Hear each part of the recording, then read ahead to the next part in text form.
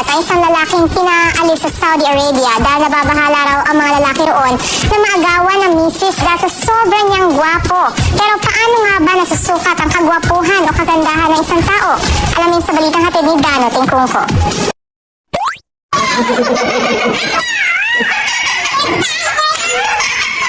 Kasama ko po ngayon si Ma'am Merlinda Egparina.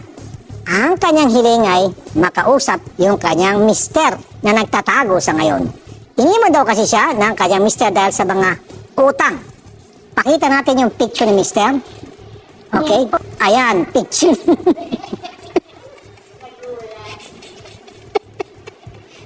Okay. So, maganda.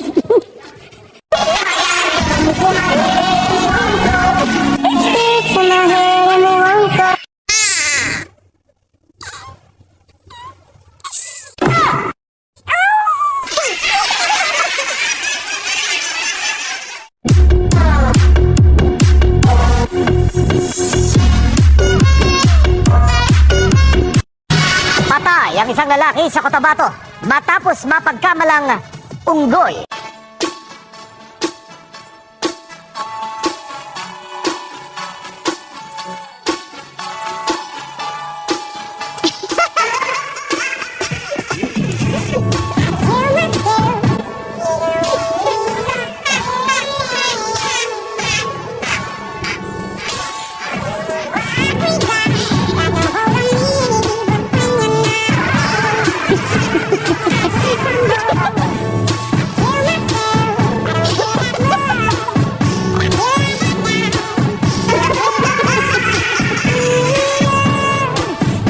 Minsan sabi ko sa sarili ko, Lord, bakit ako?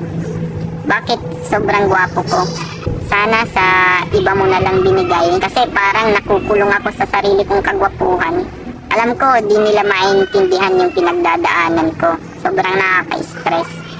Yung iba, palagi naririnig ko sa kanila, bukang bibig nila, sana all gwapo, sana all cute, sana all pogi.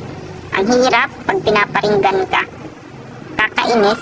At sa mga nagtatanong kung anong sekreto ko sa mukha ko, anong nilalagay ko, wala, natural lang yan.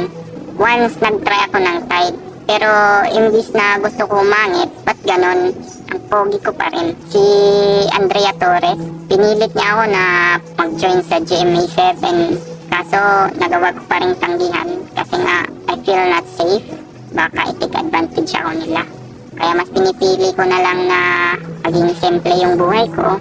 Sa mga naghahangad na maging pogi dyan, katulad ko, please pag-isipan yung mabuti. Kasi nasa huli ang pagsisisi.